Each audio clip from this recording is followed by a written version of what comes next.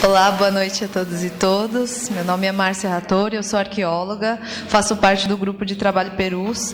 Venho aqui representar a Eugênia Gonzaga, procuradora, como disse a Maria Cristina Ocariz, para falar um pouco do trabalho que a gente vem desenvolvendo no grupo de trabalho Perus, que é um grupo de trabalho formado por 3 instituições: a Comissão Especial sobre Mortos e Desaparecidos Políticos, a Unifesp e a Prefeitura Municipal de São Paulo, a partir da Coordenação de Direito à Memória e à Verdade da Secretaria de Direitos Humanos e Cidadania de São Paulo, para os trabalhos de buscas e tentativas de identificação dos restos mortais da vala clandestina de Perus.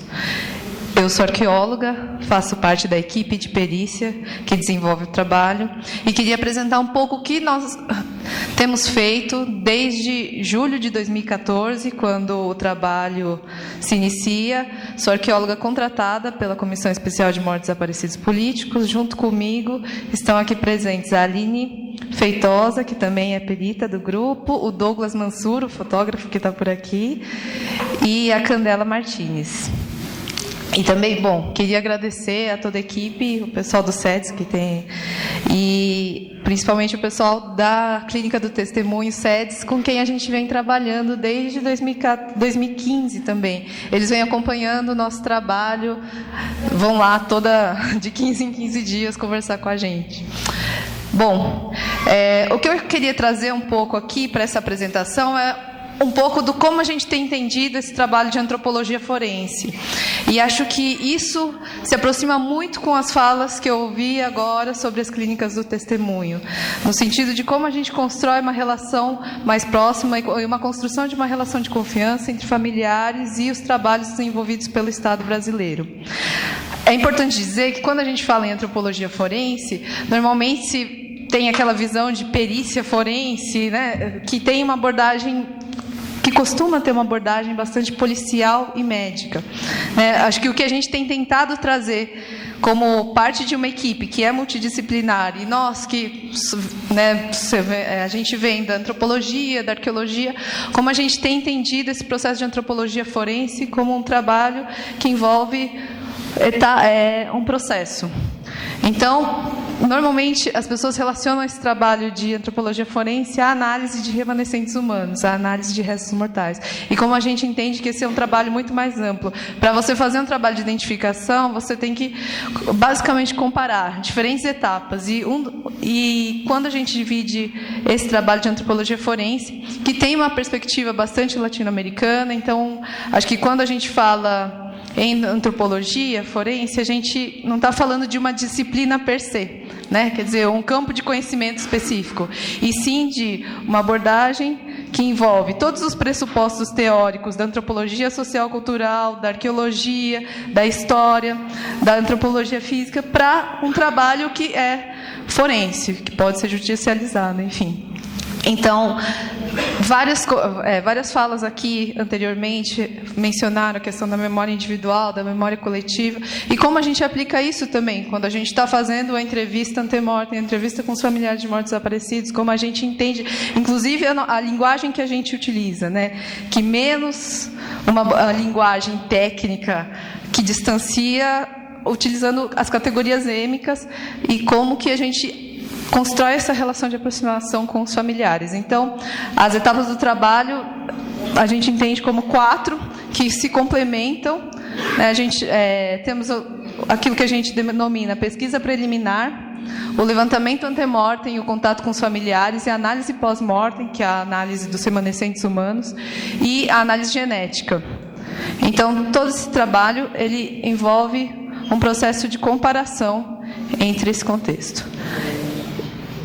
Aqui é um pouco do que temos feito desde então. Os trabalhos que a gente desenvolve vêm desde julho de 2014, e a gente tentou abarcar um amplo espectro de documentação para entender, para além da análise, entender quem são as pessoas possíveis de estarem ali na vala, quais eram as estratégias da repressão, até para estabelecer aquilo que a gente chama de universo de busca. Aqui é um pouco do cronograma do que a gente tem feito.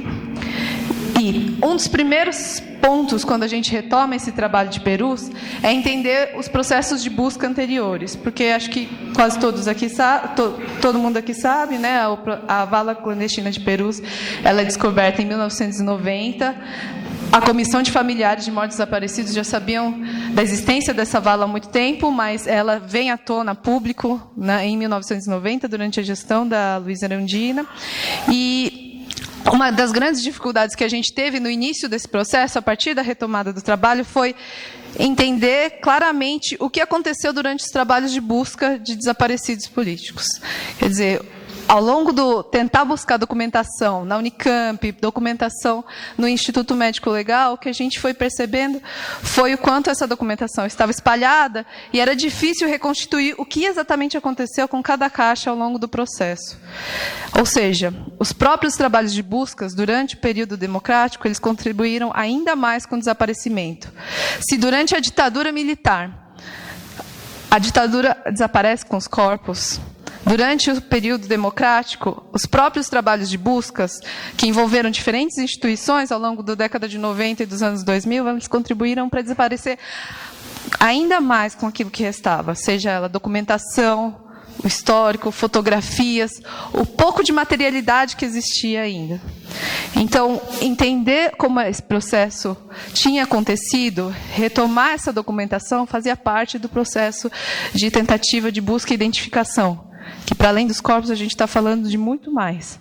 Então, aqui, só para retomar um pouco, essas são algumas imagens de vídeos que a gente levantou, documentários, porque mesmo dados muito específicos e fundamentais, como, por exemplo, as dimensões da vala. Qual era a dimensão da vala? A quantidade de sacos que saíram daquela vala durante o processo de abertura. Qual a relação entre os sacos? Para que a gente pudesse, de repente, perceber, naqueles que estavam misturados, uma relação de proximidade com outros sacos, a gente não tem. Então, levantar essa documentação, o que tinha acontecido, era fundamental. Aqui algumas imagens para a gente ver como que, depois da abertura, esse processo foi diminuindo ainda mais nas possibilidades de tentativa de identificação, uma vez que os próprios trabalhos de buscas contribuíram ainda mais para esse desaparecimento. Então, aqui são duas imagens da abertura da vala, os coveiros retirando esses sacos plásticos, e a gente pode ver aqui, né, no perfil da vala que estava sendo aberta, esses sacos plásticos abertos, rasgados, com os ossos aparecendo, né? Ou mesmo aqui, né, que você tem um saco rasgado e o coveiro tentando juntar. Quer dizer, o pouco que tinha foi diminuindo ainda mais com esse tipo de exumação realizada. Aqui, já num outro momento, nos anos 90, quem fica à frente dos trabalhos de busca e tentativa de identificação é a Unicamp, a partir de um legista que todos conhecem, o Badam Palhares. Eles conseguem fazer a identificação de 2 desaparecidos políticos que estavam na vala, o Frederico Maíra e o Denis Casimiro, e você tem, em 98, aqui são fotos que a gente levantou a partir do arquivo da Comissão de Familiares e Mortos Desaparecidos Políticos, que fica aqui em São Paulo, né, o IEV, que tem o nome de pessoa jurídica, Instituto de Estudos sobre Violência de Estado, e foi, aliás, o grande local onde a gente via a maior concentração de documentação. Quer dizer, se não tivesse sido os próprios familiares, muita da documentação ela estaria perdida, né? Então, aqui são algumas imagens da situação em que estava em 1998, dessas ossadas. Então, vocês veem que eles estavam dentro de sacos de lixo hospitalar. Aqui são fotos do Departamento de Medicina Legal, da Unicamp. Então, como vocês podem ver, você tem cadeiras em cima desses sacos. Houve uma enchente também que molhou muitos desses restos mortais, o que piora ainda mais o grau de preservação. E eles todos amontoados. Aqui são algumas outras fotos, né, da situação de acondicionamento em 98, a situação que eles encontravam, além de mais misturas, né? Quer dizer, se você tinha mistura ali durante o processo de abertura da vala, isso piora com os próprios trabalhos de buscas, que deveriam contribuir, né, que deveriam fazer o contrário, né, enfim. E aí você vê essas mesclas, né, essa caixa cheia de crânio, sem qualquer tipo de identificação, adesivos colados, etiquetas, que você perde, inclusive, o referencial de qual estava relacionada a determinado saco. E aí você tem um processo que, em 2001, ele vem para São Paulo, depois da denúncia feita pela Comissão de Familiares, e aí quem assume o trabalho de busca é a Universidade de São Paulo, junto com o IML. Esse processo também demora muito tempo, e também acaba que, em 2005, a Comissão de Familiares e o Ministério Público entram com uma ação civil pública para responsabilizar todas essas instituições e pessoas físicas que fizeram parte desses trabalhos de busca. E, a partir de 2014, você tem, depois da pressão da Comissão de Familiares, a retomada desse trabalho da vala clandestina de Perus. É importante dizer que essa pressão ela acontece também no momento em que você tem ativo todas essas comissões da verdade. Então, a Comissão da Verdade Rubens Paiva foi uma das que possibilitou, inclusive, a pressão para que esse trabalho fosse retomado. Você tem também um trabalho que é desenvolvido pela Associação Brasileira de Anistiados Políticos, que financia a vinda de uma equipe argentina de antropologia forense, bastante conhecida, né, que é uma equipe de grande referência na América Latina nesses trabalhos de busca, e a recomendação que essa equipe argentina faz, a partir de um diagnóstico que eles fazem dessas ossadas, as análises feitas anteriormente pela equipe da Unicamp e da USP, elas não podem ser utilizadas, pois elas não são confiáveis. Então, era necessário retomar todo o processo, né, e realizar essas análises. Aqui é uma imagem do transporte, esse é o columbário do Araçá, onde elas estavam armazenadas, que também tinha questões quanto ao local, não era o melhor local de acondicionamento, também é um lugar que tem muita umidade, o que também piora ainda mais o grau de preservação desses ossos. E aí, em 2014 e 2015, todo o material passa para o Centro de Antropologia e Arqueologia Forense da Unifesp, que é a instituição que tem dado espaço para que a gente possa realizar os trabalhos de análise e contribuir, faz parte também do comitê gestor do trabalho. Então, quando a gente está falando do trabalho de antropologia forense, esse aqui é um gráfico que a gente fez para apresentar como a gente estabeleceu o universo de busca, porque quando a gente fala em vala clandestina de Perus, ele é um caso aberto, quer dizer, a gente está lidando com desaparecimento forçado, ou seja, qualquer um pode estar ali. Então, a gente fez um levantamento na documentação da Comissão de Familiares, na bibliografia existente, e estabeleceu esse universo de busca que, atualmente, a gente tem procurado 42 desaparecidos que podem estar na vala, com diferentes graus de probabilidade, é verdade, né? Então, você tem pessoas com os nomes no livro do cemitério de Perus, que entraram, de fato, lá, ou seja, né, tem uma grande probabilidade de estar. Pessoas que foram vistas no DOI-CODE ou DOPS, e que, enfim, desaparecem ali no início da década de 70, pessoas que desapareceram em São Paulo e alguns que, por solicitação dos familiares, nós também temos realizado a busca.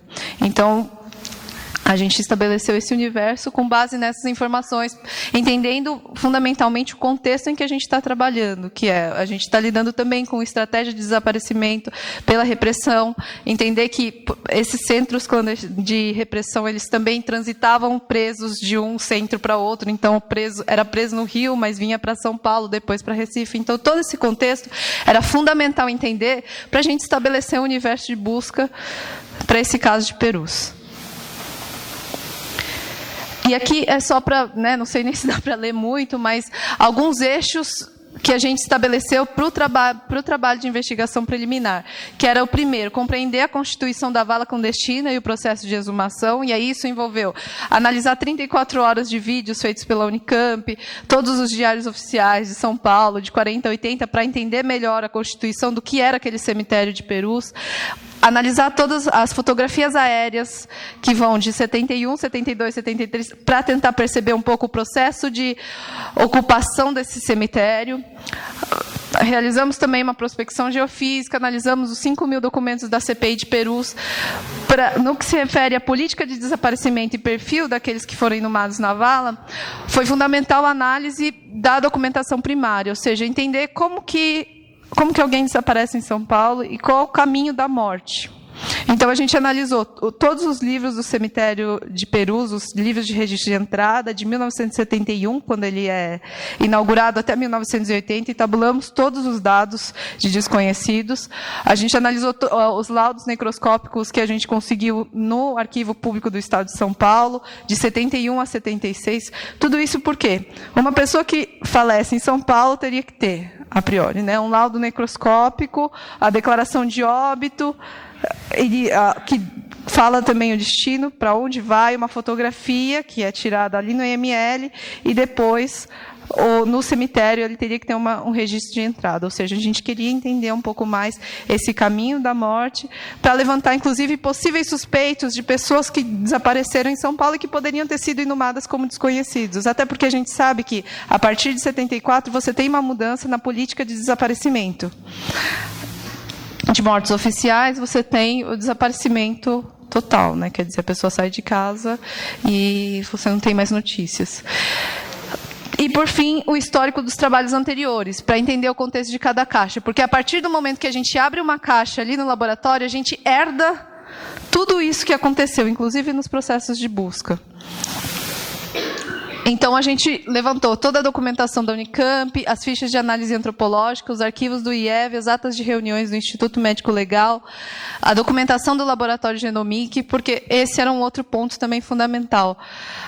Entender para onde estava o banco de DNA dos familiares de mortos desaparecidos políticos, quais familiares haviam doado, o que aconteceu com esse banco, enfim, tudo isso fazia parte do processo, até para a gente demandar e entender do Estado o que era necessário fazer para esse trabalho de busca. Então, aqui é um pouco como a gente olhou de maneira sistemática para essa documentação produzida durante a década em que se forma a Vala de Perus. Aqui algumas fotos do trabalho ali no cemitério, que foi feito logo quando a gente retomou o processo, em julho de 2014. O levantamento das informações, aqui é um registro de entrada, e é onde o cemitério de Perus guarda os arquivos deles, né? Aqui os livros de fotografias de vítimas. A documentação que a gente analisou, os exames necroscópicos e as declarações de óbito, como que a gente fez essa análise para levantar possíveis casos suspeitos. Então, aqui, para cada atributo que a gente vê no exame necroscópico, a gente levantou esses dados e tabulou isso, né? Então, a localidade, a delegacia de polícia vem aqui em cima, a data de registro, o número sequencial, a data de exame, os médicos que assinam o laudo necroscópico. A mesma coisa aqui para os livros de fotografias de vítimas, que a gente tem para todo o período da década de 70, no Arquivo Público do Estado de São Paulo. E aí, aqui é um pouco a base que a gente produz a partir desse cruzamento de séries documentais, né? Então, todos aqueles atributos, eles são tabulados nessa tabela para a gente poder cruzar possíveis casos suspeitos. Um exemplo disso, né, só para ilustrar, são os gráficos produzidos a partir só dos laudos de exames necroscópicos. Então, quando a gente está falando para os casos de desaparecidos políticos, a gente tem o médico que assina, o primeiro médico que assina o laudo, 56% do Isaac Abramovich, 30% do Herr Shibata, que são médicos que, né, bastante conhecidos, que tinham, né, atuavam para a repressão. E aqui é um gráfico para o segundo médico que assina. Quando a gente olha para a localidade, a delegacia, só para os laudos de exame necroscópico, a gente tem 87% que vem do DOPS e outros que vêm de outras delegacias aqui de São Paulo, né? Terceiro DP, DEGRAN.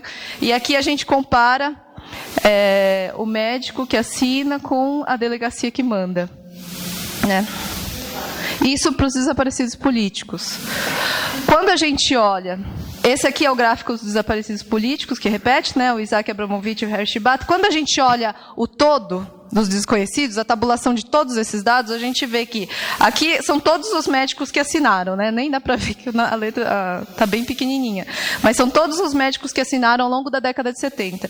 E aí você tem, por exemplo, médicos que estão ali, de fato, no cotidiano do IML, né? Que a gente sabe que também fizeram laudos falsos, etc., mas que estão ali no cotidiano, ou seja, assinaram 300 laudos.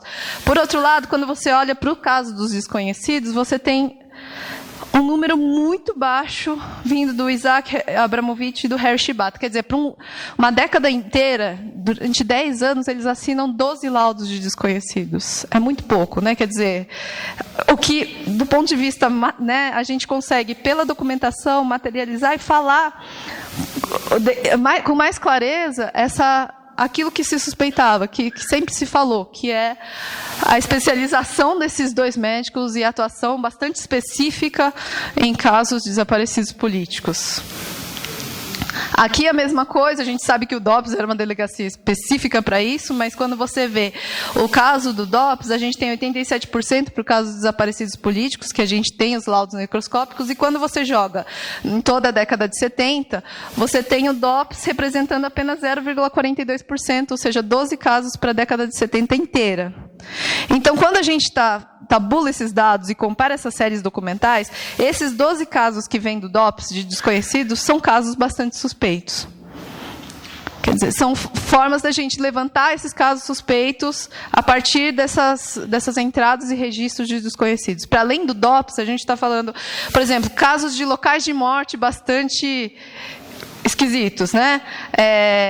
No DEIC, pessoa que vem, local de morte, DEIC, estranho, né? Ou mesmo local de morte, perto do viaduto Tutóia, onde funcionava o DOI-CODE. Então, esses casos suspeitos a gente tem levantado e cruzado com os livros de fotografia de vítimas, a mesma coisa, né? Então, para o DOPS, esses casos, 12 casos que vêm do DOPS, são casos bastante suspeitos. Ou casos que foram assinados, de desconhecidos, que foram assinados pelo Harry Shibata ou pelo Isaac Abramovich, também são casos bastante suspeitos. E a gente tem cruzado isso com os livros de fotografia de vítimas para tentar perceber possíveis que estamos buscando e que podem ter sido enterrados como desconhecidos. Aqui é uma fotografia do registro de entrada do cemitério, a informação aqui da exumação, sem a informação da reinumação no mesmo local, esses são os mais possíveis de estarem na vala, né, porque foi exumado, ou seja, tirou, e não tem o registro de onde colocou. Né? E são esses os mais prováveis de estarem na vala. Né? Esse é o caso do Dimas Casemiro, um desaparecido político. Aqui, diferente disso aqui, né, que a gente tem a exumação e a reinumação no mesmo local, que é um procedimento no caso dos desconhecidos.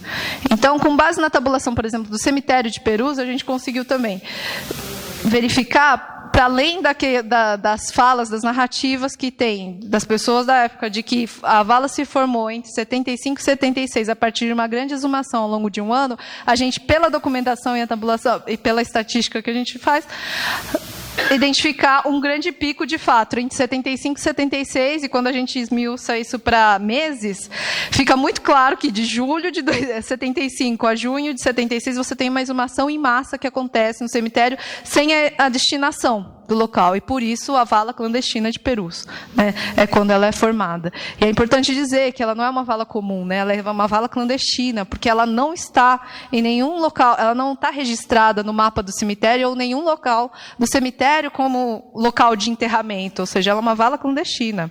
Né. Aqui a gente tentou levantar para tentar estabelecer, inclusive, um perfil do que seria as pessoas que estão na vala. Né. E aí, com base nisso, a gente estabeleceu que, mais ou menos, se a gente olhar pela documentação, a gente teria 1.943 pessoas que foram exumadas e não tem a destinação entre 75 e 76, segundo a documentação. Claro, quando a gente vai para o real, né, que é o que a gente tem hoje nas caixas, a gente tem 1.047 caixas, o que não significam, obviamente, 1.047 indivíduos, porque com as misturas a gente tem visto que 27% mais ou menos das caixas tem mais de um indivíduo, ou seja, elas estão misturadas. Então, talvez até se aproxime desse número, de fato, de 1.943 pessoas que a gente vê via documentação. Aqui, inclusive, aqui é uma foto de... A gente até chegou a pensar que os primeiros livros não tinham uma anotação sistemática, que foi algum tipo de desleixo da própria, né, das próprias pessoas que estavam anotando. Mas não, porque no livro 1 a gente já tem alguns que está o registro rebaixado no data tal, ou seja, a possibilidade, esses que foram para a vala, de fato, não era uma não anotação, uma não sistematização. Um outro dado que apareceu a partir da documentação foram esses buracos. Quando a gente vai procurar documentação, ao olhar de maneira sistemática, a gente vai percebendo os dados que faltam, né? Livros que faltam, que são séries inteiras, de ano inteiro que falta. Por exemplo, a gente analisou os laudos necroscópicos até 75.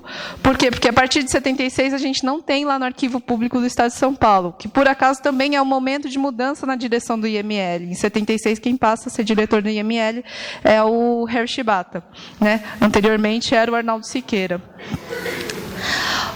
E, com base nessa documentação, a gente também acaba levantando aquilo que a gente tem denominado, né, de desaparecimento burocrático, que é a falta de sistematização, a falta de preenchimento também contribui para o desaparecimento das pessoas, né?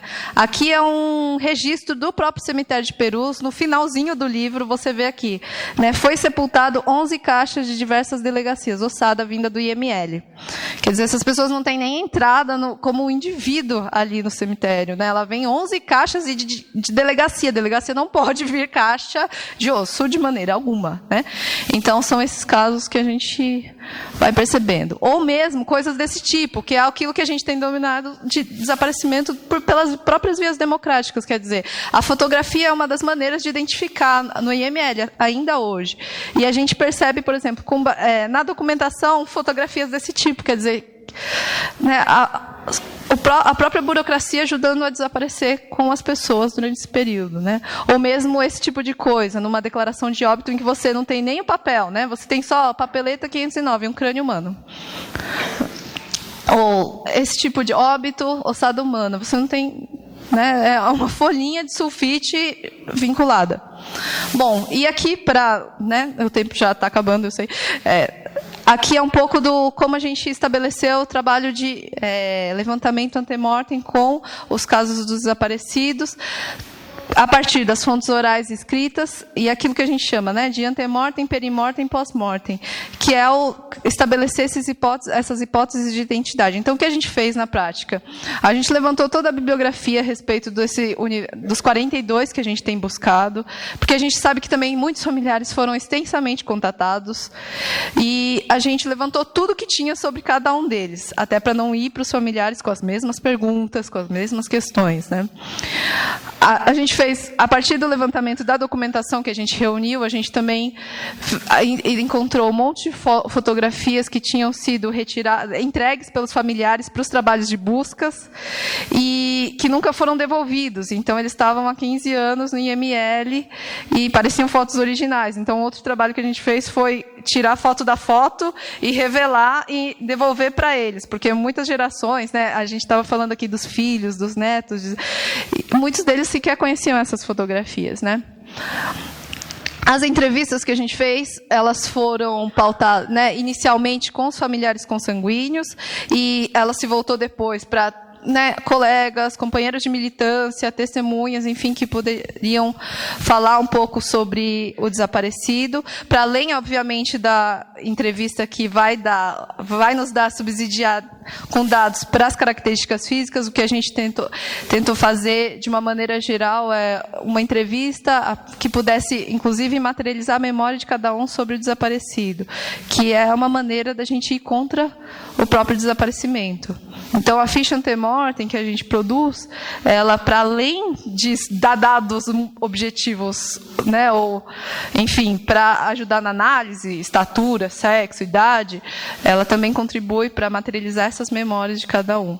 Então, a gente contatou todos os familiares, né, desse universo de 42, fazendo ligações inicialmente. A gente não tinha lista de contatos, a comissão especial fazia muito tempo que não tinha qualquer contato com esses familiares, o único contato foi feito na época das indenizações. Então, retomar e atualizar essas listas foi graças aos familiares, a comissão de familiares, que, né, pelas redes de cada um conseguiu nos ajudar, e os levantamentos que a gente fez, e a gente pautou um pouco, né, no local escolhido sempre pelo familiar, considerando esses diferentes contextos culturais, um pouco daquilo que a gente estava falando, né, de como a gente pode aplicar, né, os pressupostos da antropologia, relação de alteridade, diferentes religiosidades, etc., dentro desse contexto. Aqui um pouco de como a gente estabelece esse processo, né, entrevista e definindo no local de que cada um prefere. A gente, depois da entrevista, para aqueles que, né, querem fazer, obviamente, aquele tem muitos familiares que não querem participar do processo. Desculpa. Tá. A validação, então a gente leva essa entrevista, a ficha antemortem e aqui as fotografias. Então, é um pouco esse o processo de contato com os familiares, né? Então, a gente conseguiu, desde então, falar com mais de 100 familiares, né, desse universo de busca, perguntando a todos a maneira como cada um quer participar. Então, em 15 meses de trabalho, a gente fez, né, foram 12 meses de análise, com 509 caixas limpas, ou seja, estamos na metade do trabalho. 477 caixas analisadas e, como eu disse, 27% das caixas mescladas. Aqui é uma imagem, por exemplo, do estado em que eles estavam, né? Então, vocês veem que os sacos estão aderidos, com pulpas de insetos, e o trabalho de limpeza que a gente tem feito em cada caixa, secagem, e, posteriormente, a análise que a gente faz com o inventário de cada um, até porque, como elas estão muito mescladas, é importante que a gente abra cada caixa, porque nem sempre a gente tem 2 indivíduos completos, muitas vezes é um indivíduo completo e partes ósseas de outro indivíduo. Então, o que a gente tem falado, inclusive, né, é o fundamental, mesmo desse processo só de limpeza, que é dar o mínimo de dignidade a esses corpos que foram, né, o tempo todo desaparecendo ainda mais. E aqui, por fim, a etapa que ainda está em aberto, né, que é a coleta de amostras de familiares para exame de DNA, o que foi feito até agora e as famílias que foram contatadas. E agora o grande desafio é a contratação do laboratório de genética. E acho que, para finalizar um pouco a minha fala, pensar um pouco que ainda há muito que ser feito. Essa resposta ainda não foi dada aos familiares. E depois de um esforço tão grande, né, em que envolve várias instituições de diferentes esferas, acho que é um momento bastante importante e, para nós, é muito bom ter esse espaço de fala, porque a gente sabe que é fundamental a continuidade desses trabalhos e com essas mudanças todas que nos afetam, assim como, né, todas as clínicas estavam falando, mas e 2017? Essa pergunta nos vem todos os dias marretando na cabeça, né? E 2017? E falar um pouco como fundamental, tem sido fundamental também o nosso contato com a clínica do testemunho e tentar construir mais essas parcerias, essas possibilidades. Enfim, é isso. Obrigada, gente.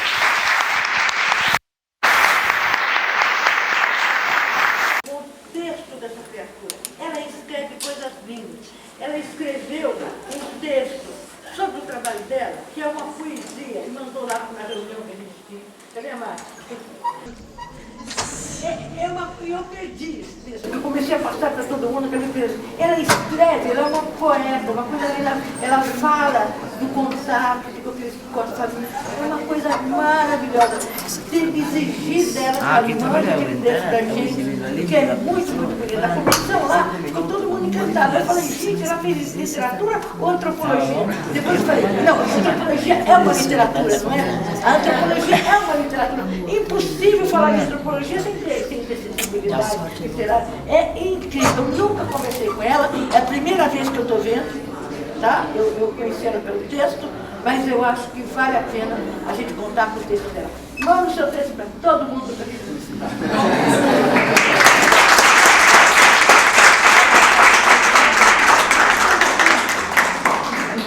Outra coisa também. A dificuldade que aquela moça contou de trazer pessoas para fazerem a terapia. Eu fui exilada para o Chile, eu já tinha 3 anos de terapia aqui com Fonseca, lá naquela clínica que aceitava todos os perigosos. Chegava lá no Chile, tinha pessoas, companheiros, que era evidente que saíram da prisão, que era evidente que precisavam de uma terapia. E no Chile tinha ótimos terapeutas. Ninguém aceitava fazer terapia, era coisa de fraco, era uma coisa terrível. Eu conseguia pegar alguns assim que tinham filhos, seu filho merece que você faça uma terapia. Aí você conseguia alguém que fizesse terapia. No Chile teve 2 suicídios bem-sucedidos, teve 2 tentativas de suicídio que deu para segurar. Era uma coisa muito deprimida, sair da prisão, ir para o exílio, perder as famílias. Ninguém aceitava a terapia. Então, isso que vocês têm a dificuldade aqui é a continuação das questões de esquerda daquela época que não queriam também. Depois, na França, foi uma coisa bárbara. Apareceu o seguinte: o Estado francês estava contratando pessoas para todas as suas localidades de FEBEMs da vida, desde pequenininho até grande, contratando pessoas. Condição: ter feito 3 anos de terapia. Não tinha nenhum brasileiro. O Zé Maria Rabelo, que era dono da livraria, botou na livraria assim: trabalho para todo mundo. Ninguém tinha feito terapia. Conseguimos. Olha, a Maria Amélia, que era uma médica que tinha feito terapia, conseguimos. Eu, que tinha feito terapia, eu passei de lindo na seleção. Um que conseguia emprego em todos os lados era uma pessoa maravilhosa, que não sei se vocês conheceram, que era o ex-sargento que saiu com Lamarck aqui, Cabo Mariano. Cabo Mariano era maravilhoso, tinha feito terapia aqui, tinha tudo, e foi um educador maravilhoso. Ele virou chefe do educandário de ex-presos comuns. Ele virou, olha, na França, ele não tinha nem ginásio aqui, mas a sensibilidade dele com os ex-presos comuns, ele virou diretor de lá. Foi engraçadíssimo. Como ele não tinha universidade, não dava para fazer o pagamento dele, entendeu? Burocracia, não dava. A mamãe aqui que recebia o salário dele. Então eu fiquei super amiga dele, porque ele ia na minha casa: cadê o meu dinheiro? Tá aqui, saiu meu nome, porque eu já era funcionária de um outro centro desse. Mariane tinha feito terapia, era uma pessoa maravilhosa. Foi o Lamarck que falou para ele que as pessoas tinham que fazer terapia, ele fez. Mas é muito difícil, esse pessoal não aceitava fazer terapia. Na França tem esse emprego aí que todo mundo podia. Fui eu, Mariane, a médica, a Maria Amélia, meu Deus, Pepe Suécia, que desfilava de shortinho, como é que chama? Gabeira. O Gabeira era um brilhante educador. Ele cuidava das crianças pequenas com um carinho, com uma inteligência, que sabe? Eu, o Gabeira e o Cabo Mariano, sabe como ele morreu, Mariano? Num desastre de carro lá em Goiás, que tinha um menino de 18 anos, estava completamente bêbado, saindo de uma festa, bateu no carro dele e matou ele. Assim morreu essa coisa maravilhosa que a gente tinha, que chamava Mariano. Não me conformo com a perda dele, ele era maravilhoso. Ele, para quem não conhece, foi um cabo que saiu junto com a Lamarca do quartel aqui de maravilhoso. E essa resistência a fazer terapia existe até hoje com o pessoal. Existe até hoje, é uma coisa impressionante. Assim, eu, como fui trabalhando nesse lugar lá na França, fiquei 4 anos e meio lá. Eu não sou psicóloga, tinha feito sociologia, mas eu tinha 3 anos de terapia. Era uma coisa incrível, eu não dava, porque era de graça a terapia na França. Era de graça. O pessoal assim, tinha o Fernando, tinha um psiquiatra do Rio de Janeiro, que estava olhando na França, que ele arranjava terapia para todo mundo, ele era maravilhoso. Assim, eu arranjei terapia para um que tinha consultório na Ilha de São Luís, que os prédios não tinham elevador. Então, era chiquérrimo ter consultório lá. Assim, 14 andares sem elevador. Eu não vou fazer terapia no 14 andares. Ai, meu Deus, eu gosto de fazer terapia de graça. O cara é maravilhoso, não. E um monte de coisa assim. Na França teve 4 suicídios, fora as tentativas. Entendeu? Era um negócio barra pesado. E como eu acabei trabalhando na área, vinha me arranja uma terapia, ia uma vez, depois não voltava. Imagine aqui, onde a pessoa já reconstruiu a vida dela, a princípio, e etc, tal, se agora vai querer mexer nas suas coisas aqui dentro. Não quero, eu não gosto. Os argentinos, os refugiados argentinos, todos queriam fazer 2 terapias, 3 terapias. Era a expressão do povo argentino. Todo mundo, refugiado argentino, todo mundo fazia terapia. Os brasileiros, às vezes as crianças, os filhinhos, estavam sofrendo por causa disso. Aí a escola chamava: olha mãe, precisa fazer terapia, porque seu... Ai, que mãe chata. está demandando para tirar. É um negócio assim, que não se culpem por não conseguir pessoas que queiram fazer, porque isso é antigo demais. Tá bom? Desculpa.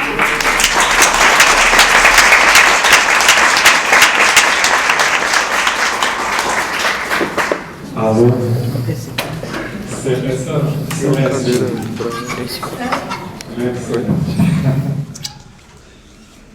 Eu passo então a palavra agora ao Marcelo Queiroz, responsável pelo Programa de Saúde Mental e Apoio Psicossocial do Comitê Internacional da Cruz Vermelha. Obrigado pelo convite mais uma vez. Acho que é sempre uma oportunidade aproveitar essas projetos clínicas e tentando um pouco, não sei, e poder compartilhar com vocês esses espaços. Eu acho que para falar sobre essas dimensões específicas de sofrimento em relação à questão do desaparecimento, a gente parte da próprio sofrimento que tem a vítima de violência de Estado de uma forma geral, e aí eu vou aproveitar muito do que disse a Celeste, porque eu acho que ela toca em algumas questões aí que são fundamentais para a gente pensar, dentre delas, quais são as especificidades ou particularidades ou aquilo que remete a uma radicalidade desse sofrimento no caso dos familiares de pessoas desaparecidas. Me apresentando, porque eu acho que isso também marca o lugar de onde a gente fala. Sou Marcelo, trabalho no Comitê Internacional da Cruz Vermelha. O CICV é uma instituição internacional que presta um trabalho exclusivamente humanitário em situações de violência, conflitos armados, situações de violências em geral. Está comigo. Uma pequena diferenciação, porque sempre a gente tem uma oportunidade, desculpa quem já escutou essa explicação algumas vezes, mas acho que é sempre bom também um pouco colocar, da diferenciação dentro do movimento internacional da Cruz Vermelha, do papel do CICV em relação a essa questão de conflitos armados, atuação no sentido da proteção e assistência à vítima de conflitos armados e outras situações de violência, no que se refere ao trabalho da Federação Internacional das Sociedades de Cruz Vermelha e das Sociedades Nacionais, que tem um caráter muito de atuação em situações de desastres naturais, catástrofes, ou atividades permanentes, como é o caso do Brasil, a filial aqui de São Paulo, por exemplo, que tem um hospital, como acontece em outros países. O CICV ele trabalha especificamente sobre a questão da violência e as suas consequências.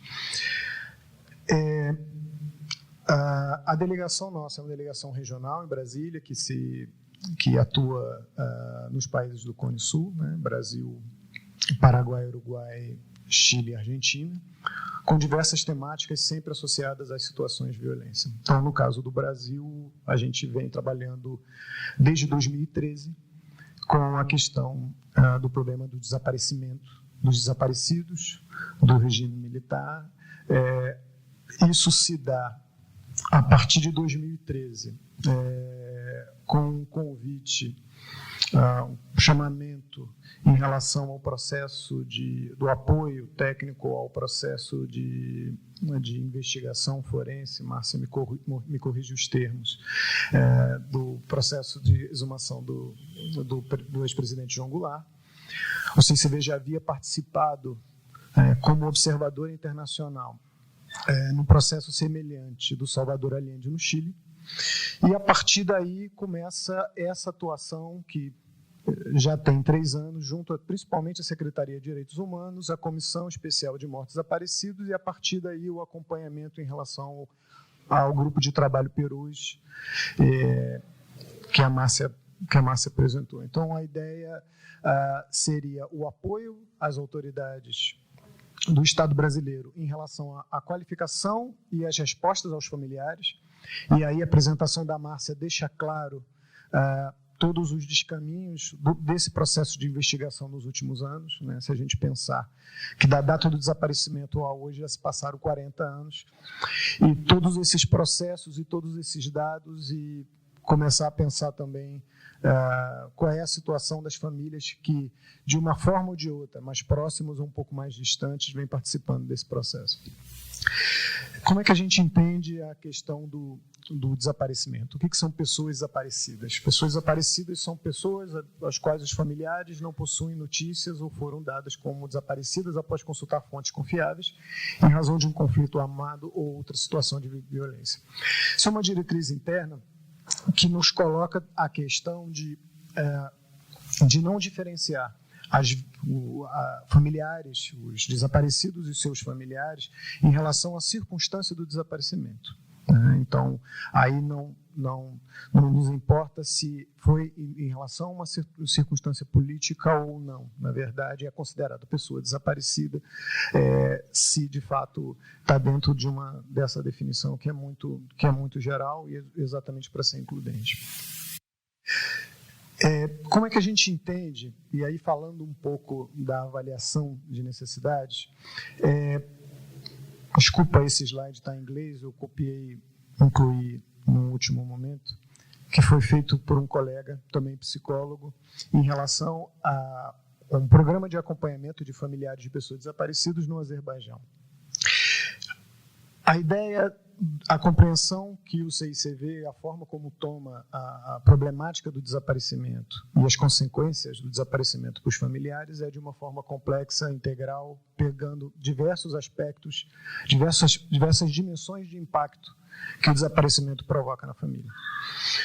Tanto em relação aos aspectos psicológicos, emocionais, mas também problemas de saúde, que isso gera problemas econômicos, problemas práticos de documentações legais, dificuldades econômicas e todos os impactos que isso produz a nível também familiar e comunitário. Então, a avaliação de necessidades, pensar um processo de avaliação de necessidades, de certa forma, é percorrer todas essas dimensões de impacto que o desaparecimento produz. Então, o que é isso, né? Por que a gente realiza essa avaliação de necessidades, né? Esse estudo? A ideia é coletar informação de uma forma direta das famílias para entender a situação atual, suas dificuldades, necessidades e expectativas, ou seja, não tomar a nossa percepção ou a percepção de outrem sobre essas necessidades dos familiares sem perguntar a eles diretamente. Conhecer e refletir as prioridades expressadas pelas famílias, o que as famílias querem, o que as famílias buscam, né? E isso é fundamental, porque a gente também tem a percepção do que elas querem a mesma coisa, né? E a gente sabe que isso tem uma série de aspectos culturais que fazem total diferença quando a gente olha diferentes culturas, diferentes sociedades. Eu tive, por exemplo, a oportunidade de conhecer o trabalho com pessoas desaparecidas no Peru, e existe uma compreensão em relação à população que é mais urbana, mas quando começou-se a investigar a questão das consequências, o que queriam os familiares de determinadas populações indígenas, amazônicas, no Peru, eles queriam saber o que aconteceu, mas eles não queriam os corpos, eles não queriam os restos mortais, porque aquilo ali na cultura deles traria má sorte. Então, é importante saber, a gente está pegando talvez um exemplo assim muito alegórico, mas a ideia é poder fazer uma pesquisa e tentar entender de uma forma em profundidade quais são as expectativas, quais são os anseios que as famílias têm em relação a esse processo. Retransmitir e ampliar a voz das famílias frente às autoridades, né? O objetivo dessa avaliação é que isso chegue como uma mensagem clara para as autoridades, onde a gente desenvolve esse trabalho, em relação à voz das famílias, a perspectivas, suas expectativas. E propor às autoridades também recomendações mais adaptadas às necessidades familiares, de forma a garantir uma abordagem integral em relação às diversas consequências que o desaparecimento pode causar. Então, na prática, no que consiste, né? Foram realizadas entrevistas com os familiares, e aí familiares, nesse caso, do caso Vala de Perus, que a Márcia apresentou, entrevistas com representantes do Estado, comissões de familiares e atores envolvidos na política de reparação. E aí a gente teve a oportunidade, foi muito bom contar com a participação do projeto Clínicas, né? Entrevistamos 4 das 5 clínicas que participam do projeto, Então, eu acho que, mais uma vez, a gente agradece a colaboração, a generosidade das equipes em poder também contribuir com esse processo. Então, eu acho que isso foi muito interessante. Vai ter um processo de análise dos dados, a elaboração de um relatório e recomendação às autoridades. E, claro, que isso também isso também traz a necessidade de um plano interno, uma avaliação interna de qual é o papel do CICV em relação a essa questão, levando em consideração toda a estrutura que já há e as políticas de reparação que estão sendo desenvolvidas. Isso acontece em outros contextos. Eu coloquei aí, por exemplo, como esses relatórios eles são apresentados. Isso foram feitos em outros contextos. Ali tem Nepal, Colômbia, México, Quirguistão e o último Senegal, onde se produz esse tipo de metodologia, esse tipo de trabalho no sentido de dar o protagonismo das famílias e a apropriação em relação a essas recomendações. É interessante ver que no contexto da América Latina, a gente tem Colômbia e México, com temáticas que são completamente distintas do caso do desaparecimento aqui no Brasil. No caso da Colômbia, um conflito armado, assim como o caso do Peru, que eu fiz referência há pouco. No caso do México, são desaparecimentos forçados durante os processos de imigração. A questão do desaparecimento, eu acho essa imagem muito significativa, porque ela traz sempre essa coisa da ausência presente, né? Da ausência que ela está sempre, que ela não se cala, né? Que ela não se exime, que ela não se apaga. E a reflexão que eu queria trazer para vocês, eu acho que seja a nossa contribuição em relação ao trabalho do Clínicas, tendo como foco a particularidade do desaparecimento, é poder pensar se a gente, quando a gente fala do desaparecimento, tomando em consideração todas as implicações e complexidades que o projeto Clínicas já tem, eu acho que aí a Celeste trouxe alguns elementos para a gente também na fala dela. Quando a gente está falando de famílias de pessoas desaparecidas, a gente está falando de especificidades, a gente está falando de uma maior vulnerabilidade, a gente está falando de algo que se torna mais radical, ou que se torna mais complexo numa proposta de reparação psíquica. Essa pergunta não é só uma pergunta retórica que seja uma resposta prévia que eu já tenha. Na verdade, é um convite, uma reflexão, algo para a gente seguir no diálogo.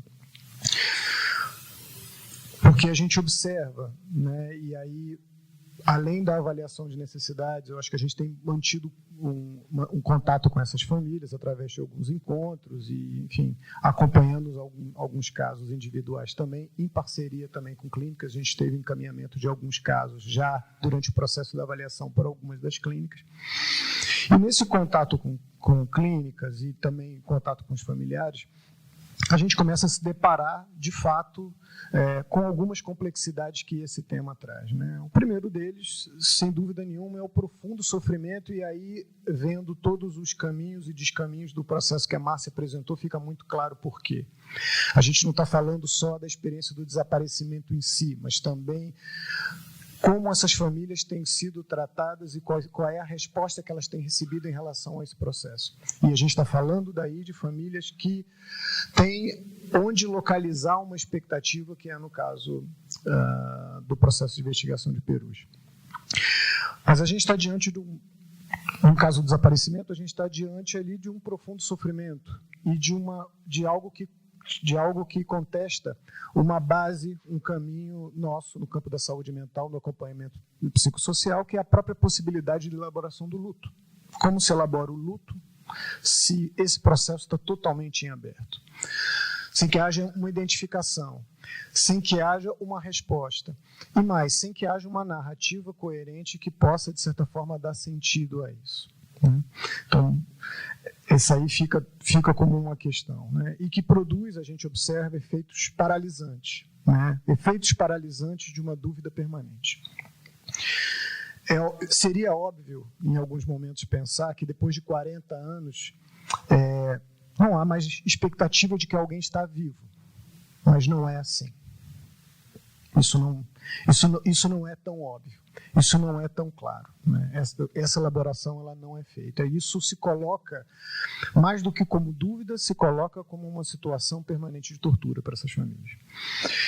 A segunda questão, que eu acho que está presente também em relação às experiências no contato com as vítimas de violência do Estado, é em relação a essa questão de vergonha por ter sobrevivido de uma culpa, né? A culpa desse familiar. Isso aparece também de uma forma muito radical em relação a essas pessoas. O desaparecimento que vai produzindo essa angústia permanente, que eleva isso a um grau muito grande, e aí também isso é um ponto, né?